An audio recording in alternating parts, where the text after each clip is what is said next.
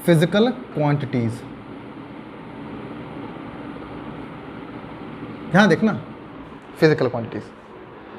अब बेटा फिजिकल क्या होता है? फिजिकल आप जिस चीज को क्या कर सकते हो बेटा, देख सकते हो, उसको छू सकते हो या उसको महसूस कर सकते हो।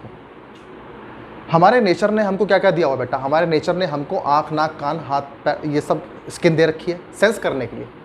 हमें सेंस ऑर्गन दे रखे हैं। इस दुनिया में हम आते हैं, आ करके इस जब दुनिया में आते हैं हम लोग, जब बड़े होते हैं, जब हमारे अंदर दिमाग आता है, सोच आती है हम लोगों के अंदर, तो क्या करते हैं हम लोग इस दुनिया में जितनी भी चीज़ें हमारे सामने आती हैं सबको देखते हैं, उसके बारे में सोचते हैं, और सबसे पहले दिमाग में आती है कि ये है कितनी और कितनी हो सकती है ना? क्या देखते हैं हम लोग बचपन से एक चीज़ महसूस करते हैं। क्या महसूस करते हैं हम लोग बचपन से? हम लोग देखते हैं अलग अलग चीज़ें अलग अलग वजन की होती हैं, है ना? जैसे ये चीज़ भारी है और ये चीज़ हल्की है। क्यों है ऐसा? क्योंकि ह्यूमन की क्यूरियोसिटी होती है जानने की, उसकी इच्छा होती है जानने की कि ऐसा होता क्यों है, अलग अलग चीज़ें अलग अलग वजन की होती क्यों है। और सबसे बड़ी बात, सब में वजन होता है, सब में वेट होता है। अब ये वेट होता क्यों है, किस वजह से होता है, और जिस चीज़ की वजह से वेट होता है वो है क्या चीज़, है ना? तो फिर सोचा गया कि ये एक चीज़ है, ये एक नेचर का एक कंपोनेंट है, इसके पास ये एक कैरेक्टरिस्टिक है कि इसके पास वेट है। ये हमारे हाथों को ऐसे प्रेस कर दबा रहा है, ठीक है? तो हमने देखा कि नेचर में जितने भी चीज़ें होती हैं सब के पास ये कैरेक्टरिस्टिक होती है, ठीक? और हमने जो ये दबाने वाली कैरेक्टरिस्टिक का नाम हमने दिया, क्या दिया बेटा? मास। ध्यान सुनना बेटा सबसे पहले, क्योंकि हमारे नेचर में, हमारा नेचर किस चीज़ से मिलके बना है? हमारा नेचर मिलके बना है मैटर से, ठीक है ना? हम देखते हैं हर जगह कोई चीज़ प्लास्टिक की बनी हुई है, कोई चीज़ लोहे की बनी हुई है, कोई चीज़ लकड़ी की बनी हुई है ना? तो कोई चीज़ मिट्टी की बनी हुई है, यही तो है ना? तो यही तो दिखता है हम लोगों को। कोई कपड़ा है, कहीं कुछ है, अलग अलग मटेरियल है, लेकिन सबके पास एक चीज़ तो है। वो क्या है? सबके पास वेट है, लेकिन किसी का वेट ज़्यादा होता है तो किसी का वेट कम होता है। अब ये वेट होता क्यों है? किसी ना किसी चीज़ की वजह से होता है। उस चीज़ को, क्योंकि वेट हर बॉडी के अंदर होता है, तो वो किसी बॉडी का अपना गुण होता है, वो कैरेक्टरिस्टिक होती है, इसका अपना गुण होता है। इस गुण का नाम हमने क्या दिया? इस गुण का हम लोगों ने नाम दिया, नेचर ने नाम नहीं दिया, हम लोगों ने डिसाइड कर लिया कि आज से ये जो गुण है, दबाने वाला गुण, क्योंकि हर बॉडी के पास होता है, किसी के पास कम होता है, किसी के पास ज़्यादा होता है, लेकिन दबाते सब हैं, ठीक है? ग्रेविटी के दबाते हैं भले। तो हमने उस गुण का नाम दे दिया मास। और मास किस में होता है? मास किसकी कैरेक्टरिस्टिक होती है? मैटर की कैरेक्टरिस्टिक क्या होती है? गुण है मैटर का, ठीक है? तो मैटर का एक गुण है, वो है मास, ठीक है? इस मास से क्या कर सकता है? अगर किसी बॉडी के पास मास होगा और वो अर्थ में होगी तो उस पर लगेगा फोर्स। बाद में हम पढ़ेंगे कि उस पर कौन सा फोर्स लगेगा, ग्रेविटेशनल फोर्स, ठीक है? लेकिन हम शुरुआत से सोचते हैं हर चीज़ को। अगर किसी चीज़ को समझना है बेटा तो शुरुआत से समझो, ठीक? हम देखते हैं कि जो इस संसार में देखते हैं, कोई चीज़ बड़ी है, कोई चीज़ छोटी है। मैं देखता हूँ कि एक लड़का जो कि मेरे हाइट से कम है, मेरी हाइट 5'11" है, लेकिन उस आदमी की हाइट 5.5 है, लेकिन मेरा वेट है 84 और उसका वेट देखा 90 है। मैंने कहा यार मुझसे लंबाई में छोटा है लेकिन मुझसे ज़्यादा वजन है इसका, ऐसा क्यों भाई? इसका मतलब भाई यूनिफिकेशन का लॉ क्या बोलता है? यूनिफिकेशन लॉ होता है कि कम से कम करो चीज़ें, मिनिमम से मिनिमम करो। कि यूनिफिकेशन का लॉ बोलता है क्या फिजिक्स में? कि दुनिया हर चीज़, जहाँ भी चीज़, जो भी चीज़ मेजरमेंट करना, भाई फिजिक्स क्या करता है? हर चीज़ को मेजर। तो क्या आप क्या चाहते हो? फिजिक्स क्या चाहती है? फिजिक्स चाहती है कि हर चीज़ में हम मास लगा दें, हर चीज़ में हम मास लगा दें, लेकिन ऐसा है ही नहीं, हमारे हाथ में नहीं है। हर चीज़ में हम मास कैसे जोड़ सकते हैं? अब ये लंबाई वाली बात आ गई, मैं लंबा तो बहुत हूँ लेकिन मेरा वेट कम है उस 5.5 फुट के आदमी के कंपेरिजन में, या मेरे से लंबा आदमी एक 6.5 फुट का है लेकिन वजन कितना है 60 किलो, मुझसे लंबा है लेकिन वजन कम है। तो मैंने क्या सोचा कि अगर जो चीज़ लंबी होती है ज़रूरी नहीं कि उसका मास भी ज़्यादा हो। क्यों बेटा? मास तो एक गुण होता है मैटर का, और हर मैटर करता क्या है? मैटर किसी स्पेस में जगह घेरता है ना? कोई मैटर कम जगह घेरता है, कोई मैटर ज़्यादा जगह घेरता है। जगह घेरने के लिए क्या चाहिए बेटा? लेंथ चाहिए, साइज चाहिए, उसका वॉल्यूम चाहिए। तो हर मैटर के पास वॉल्यूम होता है, ठीक? तो क्या देखा? हर मैटर के पास ये वाली कैरेक्टरिस्टिक होती है। कौन सी कैरेक्टरिस्टिक? ये क्या है? लंबाई, है ना? होता नहीं होता? पेड़ों में देखो, पेड़ों के पास क्या होती है? लंबाई। मैं बोलता हूँ लिप्टिस का पेड़ कितना लंबा हो जाता है, सबसे लंबा पेड़ भैया लिप्टिस के हो जाते हैं। सिंबल के पेड़ कितने लंबे लंबे होते हैं, है ना? तो भाई पीपल के पेड़ कितने चौड़े होते हैं। ये चौड़ाई क्या है? ये चीज़। लंबाई क्या है? ये चीज़। ये दोनों के बीच में क्या है? मास है कि लेंथ है ये। तो हमने क्या बोला कि जो ये वाली कैरेक्टरिस्टिक होती है, ये वाली, इसको हमें दूसरा नाम देना पड़ेगा, क्योंकि इसका दबाने से, मास से कोई मतलब नहीं। हम नहीं कर सकते कि भाई मैं बोलूं कि ये कितने किलोग्राम है, नहीं कर सकते। हम क्या बोलेंगे? हम ये कितने मीटर है। अब हमने क्या बनाया? एक नई क्वांटिटी बनाई। देखो ध्यान से सुनना, नेचर की एक क्वांटिटी ये है, ये क्वांटिटी होती है नेचर में। ये क्वांटिटी हमने ढूंढी, किस में होती है? नेचर की कैरेक्टरिस्टिक है ये, मास, ठीक है? और मास क्या है? किसी क्वांटिटी का नाम। हमें नाम देना पड़ेगा ना, जब हम कोई चीज़ ढूंढते हैं तो उसका क्या देते हैं हम? नाम, क्योंकि हमें पहचानना है उसको।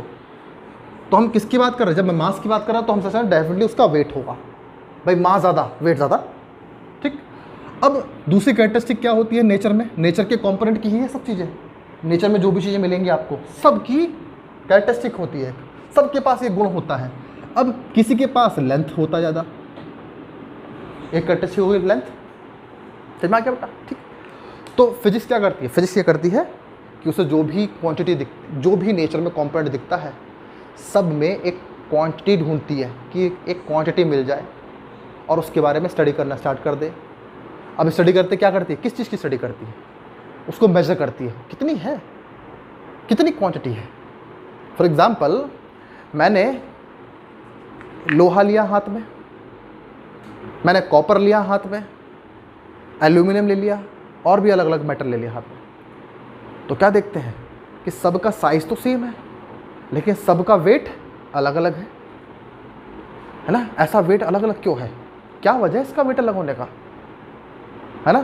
तो उसका रीज़न ढूंढा गया कि इनका सबका वेट अलग अलग इसलिए है क्योंकि साइज सेम होने के बाद भी, सबकी लेंथ सेम है, सबकी मोटाई सेम है, लेकिन साइज सेम होने के बाद भी सबका वेट अलग अलग है। वो वजह है मास। तो मास एक क्वांटिटी है जो कि कैरेक्टरिस्टिक होती है नेचर के कंपोनेंट की। लोहा नेचर का कंपोनेंट है, कॉपर नेचर का कंपोनेंट है, प्लास्टिक नेचर का कंपोनेंट है, लेकिन सेम साइज होने के बाद भी वेट अलग अलग होता है। तो इनकी कैरेक्टरिस्टिक में मास है, वो मास इन सबको अलग अलग बताएगा कि किसी का मास ज़्यादा होता है, किसी का मास कम होता है। पता लग गया? ठीक। दूसरी कैरेक्टरिस्टिक देखी हमने लेंथ। अब तीसरी क्या कैरेक्टरिस्टिक देखी हमने? ठीक है, देखो हम चाहते हैं कम से कम क्वांटिटीज यूज़ करें, लेकिन हमने क्या देखा? हमें और भी क्वांटिटीज बनानी पड़ी। जैसे कि टाइम, ठीक है? टाइम का लेंथ और मास से कोई मतलब नहीं, टाइम एक अलग क्वांटिटी है। जैसे आप कल क्यों नहीं आए थे, या परसों क्यों नहीं आए थे, है ना? या आप 2 घंटे बाद आना, 3 घंटे बाद आना, या आप कितने साल पुराने हो, how many olds you are.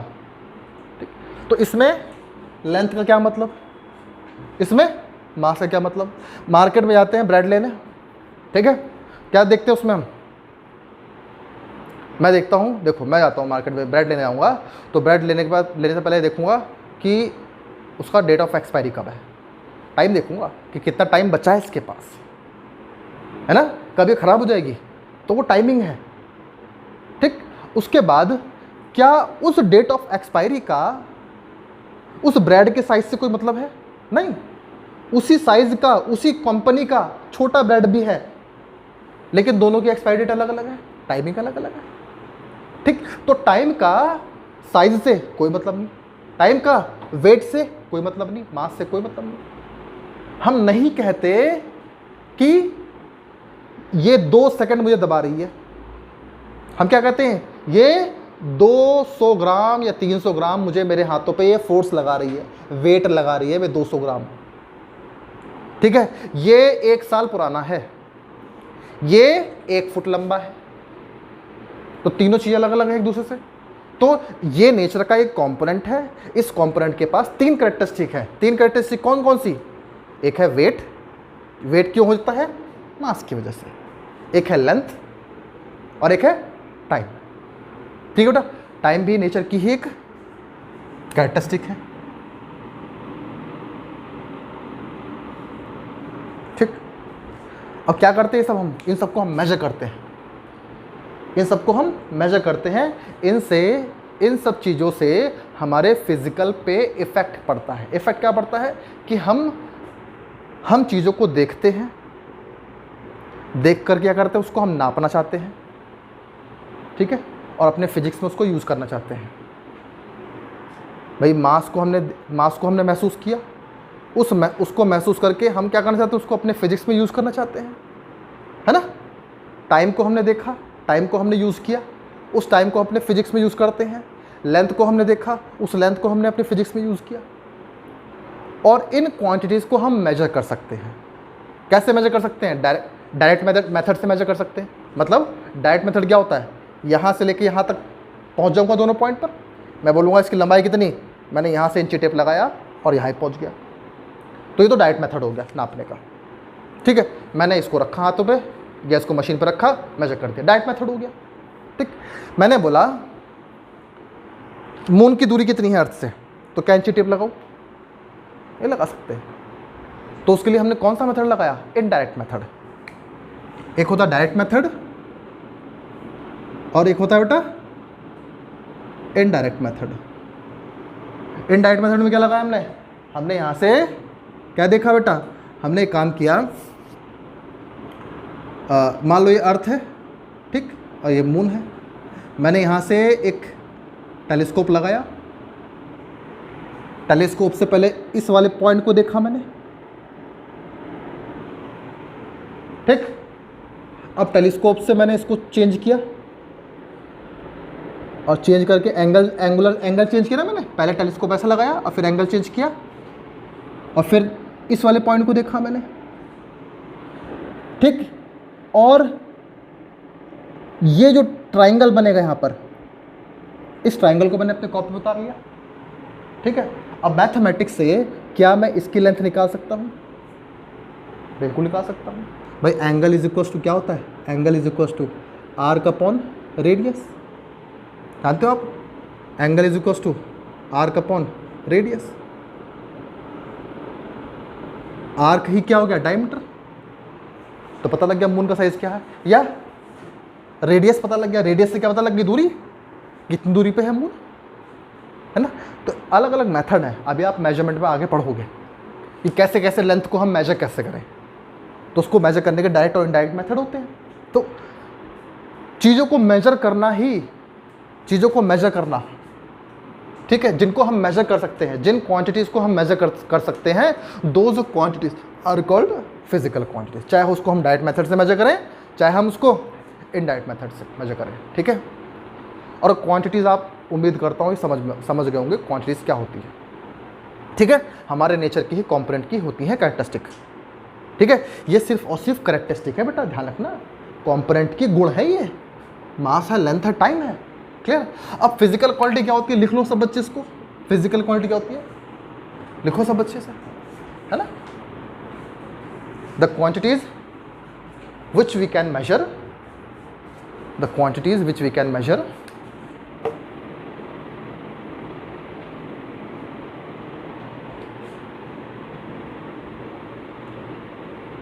which we can measure by direct और इनडायरेक्ट मेथड।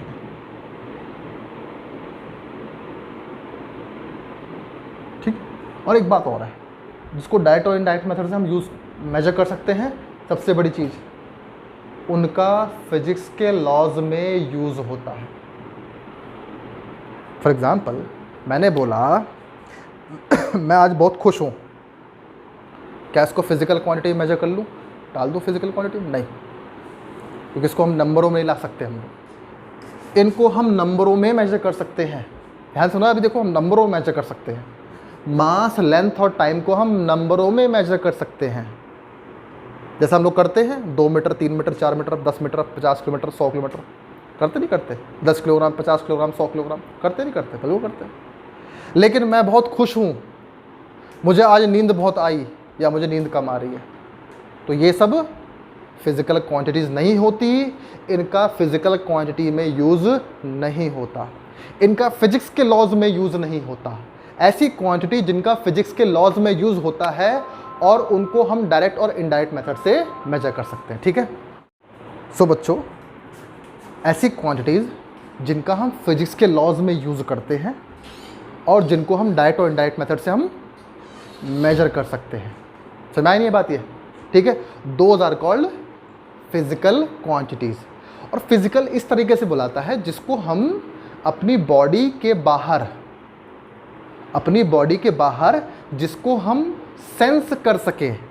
सेंस मतलब जिसको हम देख सकें, जिसको हम महसूस कर सकें। ठीक है, हमारे नेचर ने हमको ऑर्गन्स दिए हुए हैं, उनका ही यूज़ करके तो हम नेचर को स्टडी करते हैं और नेचर के जितने भी क्वांटिटीज़ हैं उसको हम मेजर करते हैं, और मेजर ही तो करते हैं हम फिजिक्स में। फिजिक्स में आप देखना, शुरू से लेकर एंड तक इतनी सारी क्वांटिटीज़ आपको मिलेंगी। नया टॉपिक मिलेगा उसमें क्वांटिटी, नया टॉपिक मिलेगा उसमें क्वांटिटी, और हर क्वांटिटी को मेजर करने का तरीका बताया जाएगा। ठीक है, लेकिन यूनिफिकेशन का लॉ ये आपसे बोलता है कि आप क्वांटिटीज़ कम से कम रखिए। जो बेसिक अब मैं आपको बताता हूँ, फिजिकल क्वांटिटी भी दो तरीके से होती हैं। अच्छा, इसमें आप लिखोगे ना, the quantities which we can measure by direct और indirect method, and the quantities which are used in the laws of physics. लिखा आपने? The quantities which are used in the laws of physics. ठीक है, तभी तो वो differ होंगे बेटा फिजिकल क्वांटिटी से, मतलब बाकी क्वांटिटी से, वरना हमारे नेचर तो बहुत सारी क्वांटिटी है। ठीक, अब आगे ज़रा देखो, फिजिकल क्वांटिटी को भी दो तरीके से हमने बनाया। हमने दो तरीके से फिजिकल क्वांटिटीज़ बनाई हैं। क्यों बनाई हैं? क्योंकि हमारे नेचर में तो बहुत सारी क्वांटिटीज़ हैं, हज़ारों क्वांटिटीज़ हैं। ठीक है, जैसे आपके मैथमेटिक्स में नंबर बहुत सारे हैं, लाखों करोड़ों में पहुँच जाओगे, लेकिन आप ये देखते होगे कि आप उनमें जो बेसिक नंबर हैं 0 to 9 सब में कॉमन होते हैं। मतलब कॉमन मतलब कहने का मतलब है कि नंबर हमारे होते हैं 0 to 9, 0, 1, 2, 3 अप टू 9। बाकी जो नंबर होते हैं इन्हीं को रिपीट कर करके बनते हैं, जैसे 11, 12, 13, 14 सब क्या है, 1 और 2, 1 और 3, 1 और 4 का, इन्हीं का ही यूज़ करके बार बार आगे पीछे करके एक नया नंबर हम बना देते हैं। वैसे ही हम नेचर में बहुत सारी क्वांटिटीज़ हैं जिनको हम बेसिक क्वांटिटीज़ के हेल्प से नई क्वांटिटी हम बनाते हैं। जैसे फॉर एग्जांपल, जैसे मैं आपको एक बात बताता हूँ, जैसे आपने पढ़ा होगा वेलोसिटी। वेलोसिटी बराबर होती है change in displacement, change in position upon time taken. क्योंकि जब बॉडी अपनी पोजीशन चेंज करती रहेगी टाइम के साथ, तभी तो वेलोसिटी में होगी। अब पोजीशन मतलब distance, displacement, change in displacement upon time taken. अब डिस्प्लेसमेंट का ही दूसरा नाम क्या है? लेंथ। देखो बेटा, एक बच्चे के 10 नाम हो जाते हैं, तो लेंथ के भी हमने 10 नाम रखे हुए हैं। लेंथ का नाम रखा हुआ ब्रेथ, लेंथ का नाम हमने रखा है विड्थ, हाइट, बहुत नाम रखे हुए लेंथ के, डिस्प्लेसमेंट, डिस्टेंस। ठीक है, तो लेंथ के हमारे बहुत सारे नाम हैं। क्लियर? अलग अलग नामों से आएगा लेंथ। ठीक, अब यहां देखो बेटा, तो ये लेंथ से और टाइम से मिलके बना है। अब लेंथ और टाइम से मिलके ये बना है, तो लेंथ अपॉन टाइम, देखो change in position upon time taken, इसको नाम हमने क्या दिया, इसको नाम हमने दिया वेलोसिटी। लेकिन ये बेसिक क्वांटिटी नहीं है। बेसिक क्वांटिटी मतलब, बेसिक क्वांटिटी, अब फिजिकल क्वांटिटी दो तरीके से होती है, एक बेसिक बना दी और एक ऐसी क्वांटिटी जो इन पर डिपेंड करती है। जैसे वेलोसिटी इन पर डिपेंड करती है, किस पर डिपेंड करती है, लेंथ और टाइम से। लेंथ और टाइम को डिवाइड किया तो मुझे एक नई क्वांटिटी मिली, क्या मिली मुझे, वेलोसिटी मिली। क्या बात पता लगा नहीं लगा? तो ये क्वांटिटी इनसे मिल के बनी है, तो मुझे क्या इसको मेजर करने की ज़रूरत है वेलोसिटी को? नहीं। मैंने बोला वेलोसिटी नापो, तो आप वेलोसिटी नहीं नापोगे, आप क्या नापोगे, आप लेंथ नापोगे और आप टाइम नापोगे। समझ आया नहीं बात ये? ठीक है, तो ये कैरेक्टरिस्टिक नापोगे, ठीक है ना? तो हमने क्या करा, हमारे पास और भी ध्यान सुनो बेटा, जैसे एक्सेलरेशन। एक्सेलरेशन होता है change in velocity upon time taken. Velocity क्या होती है, डिस्प्लेसमेंट अपॉन टाइम टेकन। तो वेलोसिटी को देखो, वेलोसिटी को क्या ले सकता हूं मैं, delta x upon delta T upon time. तो एक्सेलरेशन क्या करता है, लेंथ से और टाइम से, दो बार टाइम यूज करना पड़ेगा हमें, दो बार टाइम से डिवाइड करो, मतलब टाइम स्क्वायर से डिवाइड करो, किसकी, चेंज इन पोजीशन की। तो चेंज इन पोजीशन की टाइम स्क्वायर से डिवाइड करो तो what you will get, acceleration. मतलब चेंज इन पोजीशन, देखो वेलोसिटी क्या है, change in position upon time, है ना? तो वेलोसिटी होती है change in position upon time. तो ये, इससे आपने वेलोसिटी निकाला और इसको टाइम से डिवाइड किया, क्योंकि वेलोसिटी किसके साथ चेंज हो रही है, वेलोसिटी टाइम के साथ। जैसे फॉर एग्जांपल आप अपने बाइक की स्पीड बढ़ाते हो, अभी 10 है, फिर 11 कर लिया, फिर 12 कर लिया, फिर 13 कर लिया, तो क्या कर रहे हो, अपनी वेलोसिटी को इंक्रीज कर रहे हो। तो वेलोसिटी को इंक्रीज करने को क्या बोलते हैं हम, acceleration, that is called acceleration. तो हमें ज़रूरत पड़ी एक नई क्वांटिटी बनाने की, हमें एक क्वांटिटी हमको देनी पड़ी। लेकिन क्या इसको हम बोल दें कि हमें सिर्फ एक्सेलरेशन, ये बाइक जो अपनी वेलोसिटी बढ़ा रही है, क्या हम एक्सेलरेशन नाप लें? तो आप बोलोगे एक्सेलरेशन नापने की ज़रूरत नहीं है आपको, आप लेंथ नापो, आप टाइम नापो। क्यों? आप लेंथ नापो, आप टाइम नापो, इन्हीं से ही मिलके एक्सेलरेशन है। कॉमन सी बात है, लेंथ टाइम नाप लो, इनसे एक्सेलरेशन मिल जाएगा, इनसे वेलोसिटी मिल जाएगी। तो कॉमन सी कहने की बात है कि आप नेचर में बहुत सारी क्वांटिटी देखोगे, उन क्वांटिटी को मेजर करना है, तो उन क्वांटिटी को मेजर करने के लिए आप इनको नापोगे, इनको मेजर करोगे, ठीक है? अब देखो ध्यान से फिर से, तो फिजिकल क्वांटिटीज दो तरीके से बेटा, फिजिकल क्वांटिटी दो तरीके से होती हैं। नंबर 1, ध्यान देखो बेटा, एक होती है बेसिक और फंडामेंटल क्वांटिटीज। बेसिक क्वांटिटीज या फंडामेंटल क्वांटिटी, ठीक है? और एक होती है डिराइव्ड क्वांटिटीज। क्या बेटा? ठीक। हमने बेसिक क्वांटिटीज कौन कौन सी देखी नेचर पे? तो हमने देखा पहले, नेचर में सबके पास होता है मास, नेचर में सबके पास होता है साइज। साइज को हम किस में नापते हैं? लेंथ में। कोई चीज़ पुरानी होती है समय के साथ साथ, टाइम। मैं बोलता हूँ कल गर्मी कम थी, आज गर्मी ज़्यादा है, तो टेम्परेचर।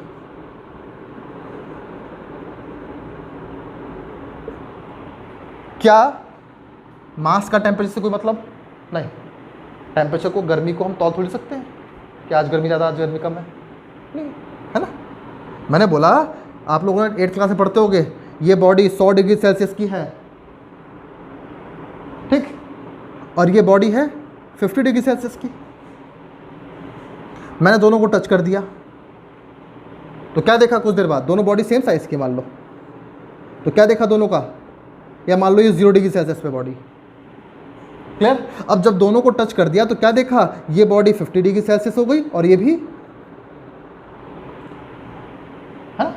मतलब क्या हुआ कि यहां से टेम्परेचर यहां ट्रांसफर हो गया, और देखा इसकी गर्मी कम हो गई, इसकी गर्मी ज़्यादा हो गई। ठीक, इसका मतलब क्या होता है कि टेम्परेचर डिफरेंस से गर्मी ट्रांसफर होती है। अगर टेम्परेचर का डिफरेंस हो जाए, भाई यहाँ 100 डिग्री सेल्सियस था, वहाँ पर टेम्परेचर ज़्यादा था और अगली बॉडी पर टेम्परेचर क्या था, लो, तो लो टेम्परेचर से क्या होता है बेटा, हीट का ट्रांसफर होना। अगर टेम्परेचर डिफरेंस हो जाए तो हीट क्या होता है बेटा, ट्रांसफर होता है। तो आपसे बोला कि हीट ट्रांसफर कब होती है, जब टेम्परेचर डिफरेंस होता है। अब दोनों का टेम्परेचर एक जैसा हो गया तो क्या अब हीट ट्रांसफर होगी, नहीं होगी अब। ठीक, तो टेम्परेचर भी एक क्वांटिटी है और ये भी कैसी आएगी बेटा, बेसिक क्वांटिटीज में। क्लियर, इसका ना तो टाइम से मतलब, ना लेंथ से मतलब, ना मास से मतलब, क्योंकि आप टेम्परेचर को ना तो समय में नाप सकते हो, ना लेंथ में नाप सकते हो, ना ही मास में नाप सकते हो। ठीक है, अच्छा, अगली बेसिक क्वांटिटी क्या है, इलेक्ट्रिक करंट। इलेक्ट्रिक करंट, ठीक है, ये एक बेसिक क्वांटिटी हुई। क्लियर है ना। इसको भी अब किसी वायर में, इस वायर में करंट फ्लो हो रही है, मैंने इस वायर को तौल के देखा, जब करंट नहीं फ्लो हो रही थी, अब करंट फ्लो करके देखा और तब भी तौल के देखा, जितना वजन पहले था उतना वजन अब भी है। इसका मतलब करंट फ्लो करने से वजन पे फर्क नहीं पड़ता। जितनी पुरानी वायर थी, अब नई वायर लाया, पुरानी वायर लाया, दोनों एक ही मटेरियल की थी, पुराने और नए से फ़र्क ही नहीं पड़ा। जितनी करंट पुरानी वायर ने फ्लो किया उतना करंट इसने फ्लो किया। मैंने बोला समय से फ़र्क नहीं पड़ता। लंबाई का देखा मैंने, दोनों की लंबाई एक जैसी है, मटेरियल भी एक जैसा है, मतलब वजन एक जैसा है। करंट फ्लो करके देखा, दोनों में करंट एक जैसी, इसका मतलब इसका लंबाई से कोई मतलब नहीं। टेम्परेचर दोनों का एक जैसा रखा मैंने, ठीक है। तो मैंने हर तरीके से देखा, कहीं पे भी इलेक्ट्रिक करंट का इनसे मेजरमेंट नहीं होता, इलेक्ट्रिक करंट का इनसे रिलेशन नहीं होता। ठीक है बेटा, ठीक, अच्छा, मतलब टेम्परेचर से आप इलेक्ट्रिक करंट नहीं नाप सकते, टाइम से आप इलेक्ट्रिक करंट नहीं नाप सकते, पता लग गया। ठीक, और 1 2 3 4 5, छठी क्या हो गई, एक हो गया आपके पास luminous intensity. Luminous intensity, luminous intensity क्या होती है, ये चमक है ना, लाइट का ज़्यादा होना। भाई मैंने 100 वाट का बल्ब लगा दिया, 200 वाट का बल्ब लगा दिया, ठीक, तो क्या बढ़ गई लाइट की, चमक बढ़ गई, चमक है ना। सूरज उगा तो लाइट की चमक बढ़ती चली गई। अब बताओ इसको किस में तौलोगे, मास में मेजर करोगे, लेंथ में मेजर करोगे, टाइम में मेजर करोगे, कर सकते हो किसी में, नहीं मेजर कर सकते। मैं इसे लाइट को तौल ही नहीं सकता तराजू से, मैं इसकी लंबाई नहीं नाप सकता, कितना टाइम है, टाइम से कोई मतलब नहीं है ना। ल्यूमिनस इंटेंसिटी कितना सेकंड है, कितने सेकंड ल्यूमिनस इंटेंसिटी है, नहीं मेजर कर सकते बेटा। तो ल्यूमिनस इंटेंसिटी का इनसे कोई रिलेशन नहीं, ठीक है बेटा। तो ल्यूमिनस इंटेंसिटी क्या है, अपनी एक अलग क्वांटिटी है और है नेचर की ही, है ना, नेचर में ही तो लाइट आती है। क्लियर, और लास्ट में एक हो गया amount of substance. Amount of substance, अभी अमाउंट ऑफ सब्सटेंस क्या होता है,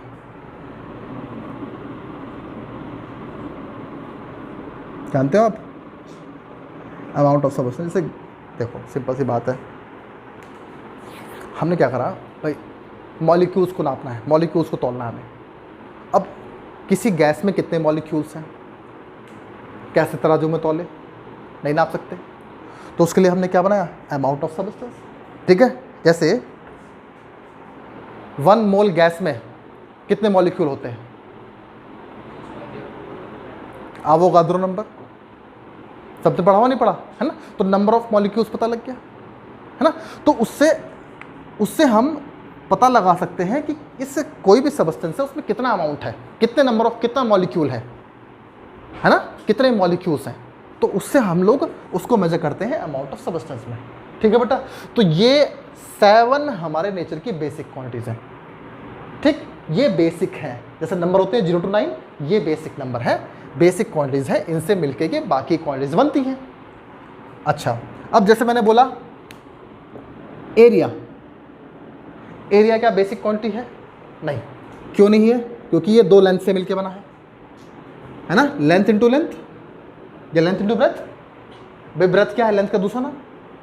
वॉल्यूम बताओ, नो, वॉल्यूम भी बेसिक क्वांटिटी नहीं है, ठीक। अच्छा, फोर्स, फोर्स क्या बेसिक है या ड्राइव्ड? ड्राइव्ड है। कैसे? देखो ड्राइव्ड है भाई, फोर्स इक्वल्स टू क्या होता है? Mass into acceleration.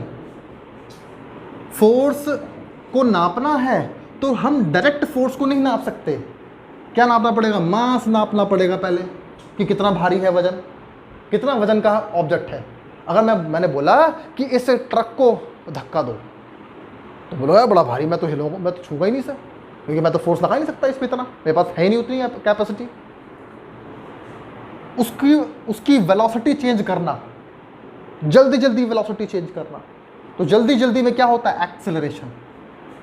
Velocity change करना टाइम के। अब भाई देखो, दुनिया में जब भी कोई चीज़ बदलती है तो समय लेती है, चाहे आप पोजीशन चेंज करो, चाहे आप पोजीशन चेंज करो, चाहे कोई अमाउंट चेंज करो, तो पहले अमाउंट कितना था, अब अमाउंट कितना है। चाहे आप वेलोसिटी चेंज करो, पहले वेलोसिटी कितनी थी और बाद में कितनी वेलोसिटी है। तो अगर दुनिया में जब भी कोई भी चीज़ चेंज करोगे तो definitely it will take some time, वो समय लेगी, पक्का याद कर लो ये बात।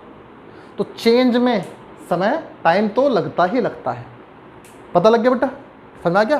तो अब मैंने बोला mass into change in velocity. देखो ध्यान से, ये जब भी डेल्टा आगे लगेगा, ये देखो डेल्टा है, डेल्टा ये शॉर्ट फॉर्म है, देखो ध्यान से बेटा, जब भी ये डेल्टा आगे लगेगा तो ये डेल्टा दिखाता है चेंज को।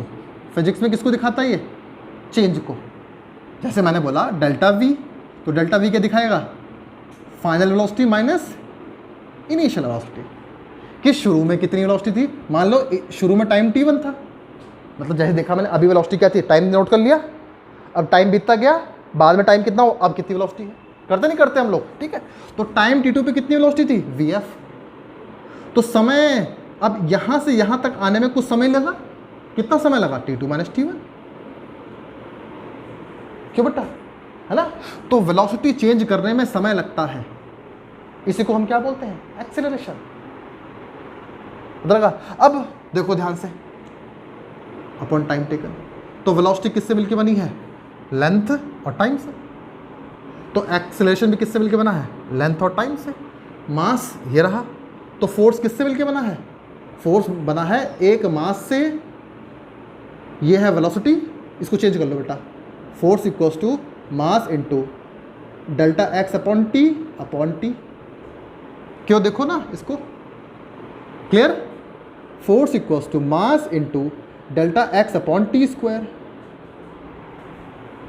समझ?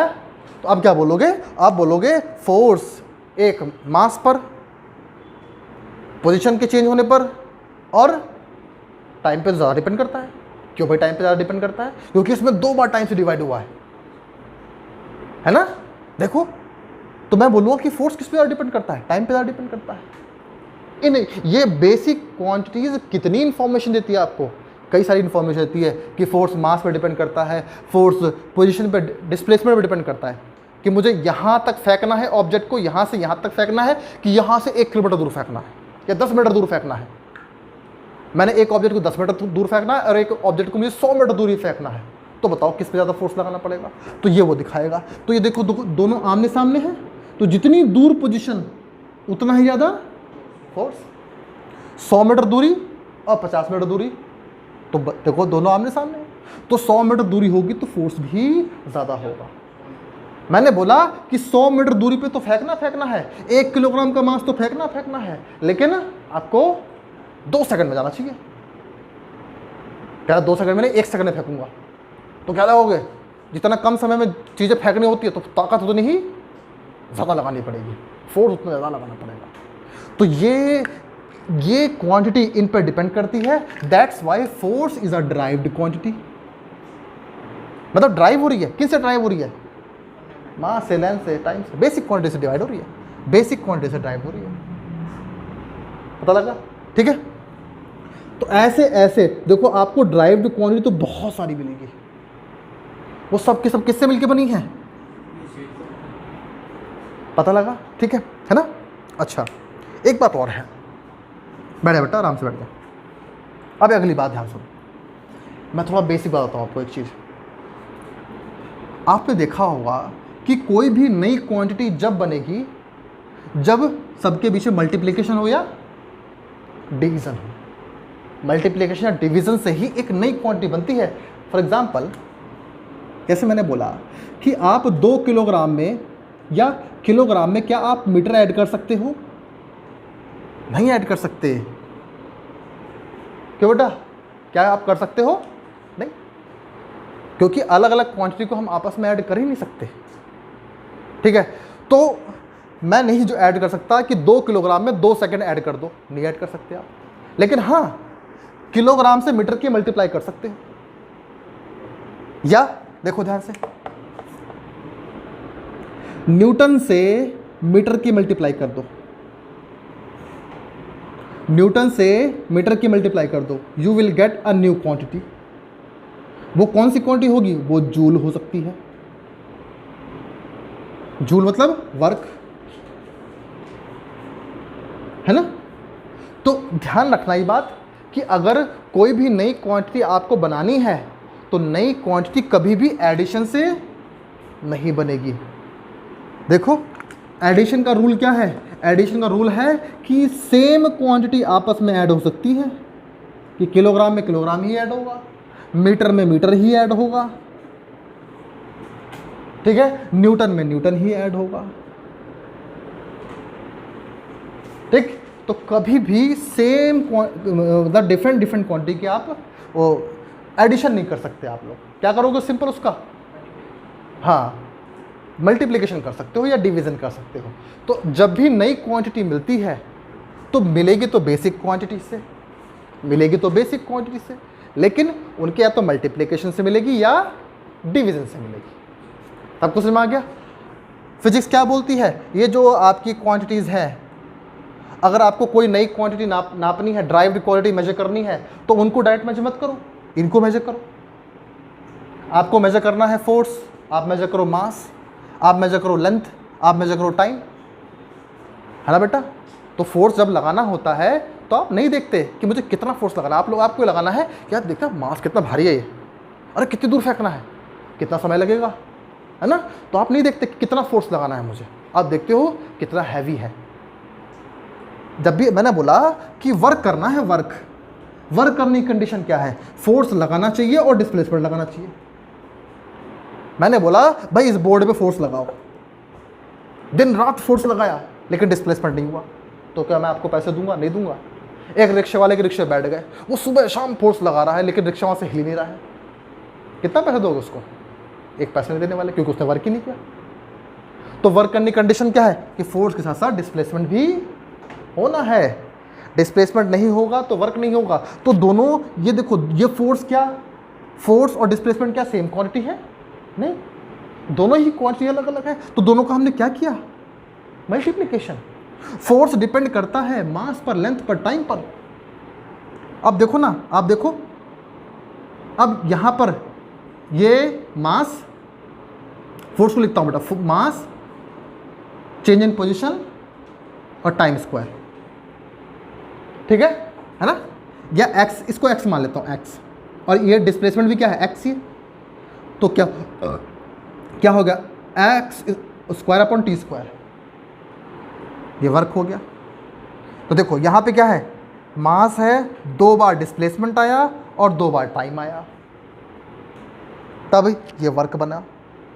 तो कितनी, देखो डिपेंडेंस दिखा रहा हूँ मैं, डिपेंडेंस देखो, वर्क मास पर डिपेंड करता है और टाइम और डिस्प्लेसमेंट पे तो ज़्यादा ही डिपेंड करता है ना? और ये क्वांटिटी है कौन सी? ये बेसिक क्वांटिटी तो है ही। तो इन बेसिक क्वांटिटीज़ को अगर आप जान गए तो ड्राइव्ड क्वांटिटी को तो दिक्कत ही क्या है? तो ड्राइव्ड क्वांटिटी का इन बेसिक क्वांटिटी से क्या होता है बेटा? रिलेशन होता है, रिलेशन होता है। देखो ना, वर्क का फोर्स से रिलेशन, सॉरी वर्क का फोर्स इंटू डिस्प्लेसमेंट से रिलेशन, और फोर्स का खुद इनसे रिलेशन है। तो यानी वर्क का भी क्या है? इनसे आपस में रिलेशन।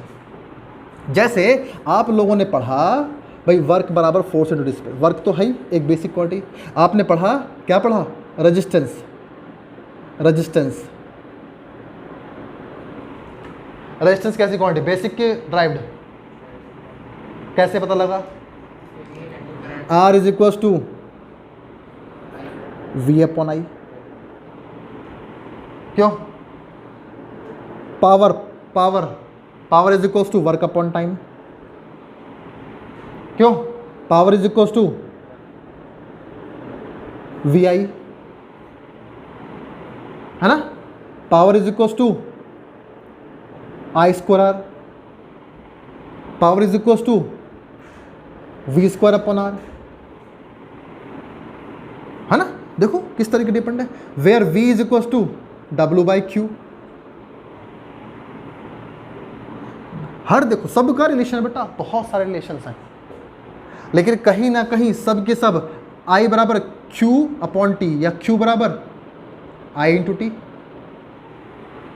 मैंने चार्ज को नापना है, चार्ज को कैसे नापूंगा कि करंट फ्लो ही कितने समय तक, करंट फ्लो ही कितने समय तक, अमाउंट ऑफ चार्ज हुआ, तो चार्ज को नाप लिया मैंने। ठीक है बेटा, है ना? तो ये सब क्या है? ये सब बेसिक क्वांटिटी है। देखो ना, सब किसी ना किसी पे डिपेंड करती है, सब किसी ना किसी पे डिपेंड करती है। पता लग गया? तो ये सब ड्राइव्ड क्वांटिटी हुई और ये सब बेसिक क्वांटिटी हुई। अब बताओ बेसिक क्वांटिटी क्या होती है या फंडामेंटल क्वांटिटी? फंडामेंटल